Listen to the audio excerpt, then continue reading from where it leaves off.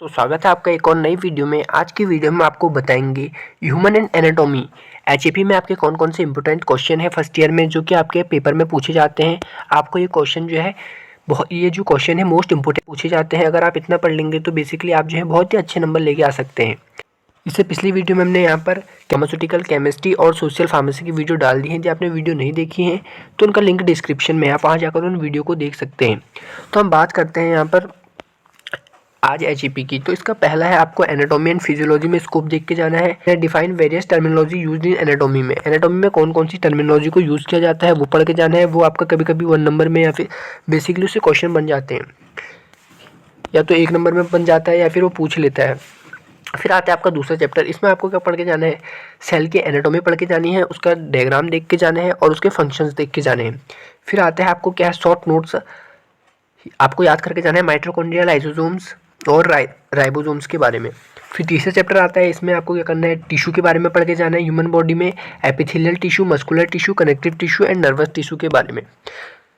फिर आता है आपका चौथे चैप्टर में क्या पढ़ के जाना है, आपको क्या पढ़ के अपेंडिकल स्केलेटन के बारे में और आपको एक्सियल स्केलेटन के बारे में और जॉइंट्स के बारे में पढ़ के जाना है आपको, और उनका क्लासिफिकेशन और डिस्क्राइब करना है। जॉइंट डिसऑर्डर, तो जॉइंट डिसऑर्डर तो पूछा ही जाता है। एक जॉइंट डिसऑर्डर हो गया, एक आपका सेल का डायग्राम हो गया, और आपको जो है एनाटॉमी एंड फिजियोलॉजी ये तो आता ही है। और आपको रिप्स विद फंक्शन, या तो रिप्स आ जाएगा या तो आपका आता है वर्टिब्रा। फिर आता है आपका पांचवा चैप्टर। इसमें जो है ब्लड और ब्लड की कंपोजिशन तो पूछता ही है, साथ ही क्या है ब्लड ग्रुप, और आता है आपका short note on blood group. या तो आपका ब्लड ग्रुप के बारे में पूछ लेगा या फिर क्या पूछता है, कोगुलेशन ऑफ ब्लड के बारे में। फिर आता है आपका 6th लिम्फेटिक सिस्टम, ये इससे पिछले साल आया था। Lymphatic system, composition of lymphatic system, और आपको जो है स्ट्रक्चर एंड फंक्शन पढ़ के जाना है लिम्फ नोड्स के, लिम्फ वेसल्स के। और फिर उसके बाद आता है लिम्फेटिक ऑर्गन्स और टिश्यूज़ के बारे में पढ़ के जाना है, और लिम्फ के बारे में आपको पढ़ के जाना है। फिर आता है आपका नेक्स्ट चैप्टर 7th चैप्टर, उसमें आपको कार्डियोवास्कुलर सिस्टम के बारे में पढ़ के जाना है। आपको डायग्राम पढ़ के जाना है हार्ट का, उसके पार्ट्स को ढंग से पढ़ के जाना है। आपको हार्ट के बारे में पढ़ना है, उसका बहुत ही अच्छा जो है एक्सप्लेन किया हुआ है, उसका लिंक डिस्क्रिप्शन में है, आप वहाँ जाकर उस वीडियो को देख सकते हैं। फिर आता है different types of blood vessels present in body. Next है आपका blood circulation methods through the heart. फिर आता है हमारा blood pressure and it's regulations के बारे में पूछ लेता है। फिर हम 8th चैप्टर की बात करते हैं रेस्पिरेटरी सिस्टम की। तो इसमें आपका रेस्पिरेटरी सिस्टम आता है और उसके कौन कौन से पार्ट्स होते हैं रेस्पिरेटरी सिस्टम में वो आते हैं। फिर आता है आपका पूछ लेता है आपका रेस्पिरेटरी वॉल्यूम एंड कैपेसिटीज़ के बारे में एंड मैकेनिज्म ऑफ रेस्पिरेशन।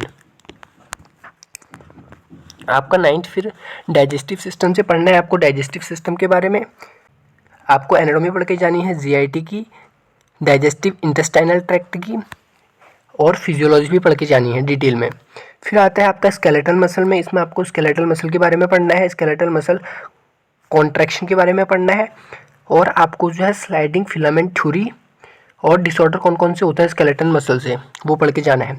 फिर आता है आपका next nervous system. Nervous system में क्या आता है, आपका नर्वस सिस्टम के बारे में पढ़ना है, spinal cord and its reflection action के बारे में, सिंपैथिक एंड पैरासिम्पैथेटिक ये भी आता है आपका, और आपको जो है सेरिब्रम, मेडुला ऑब्लोंगाटा एंड पोन्स के बारे में इनमें से पढ़ के जाना है। ब्रीफ में आपको जो है ब्रेन के बारे में पढ़ना है, और आपको जो है ब्रीफ रिव्यू देना है सेरिब्रम के बारे में। आपको जो है कार्नियल नर्व के बारे में भी पढ़ना है, और यहाँ पे जो आपका मस्ट है न्यूरोमस्कुलर जंक्शन और न्यूरॉन, ये तो आपको करके ही जाना है। फिर आते हैं हमारे 12th चैप्टर से, इसमें ईयर और आई ये करके जाने हैं। फिर आते हैं हमारा 13th chapter anatomy and physiology of kidney, urine formation भी आता है, किडनी एंड यूरिन फॉर्मेशन ये भी मस्त है। फिर आता है short note on clearance test. इसके बाद आपका 14th चैप्टर है वो है इंडोक्राइन सिस्टम।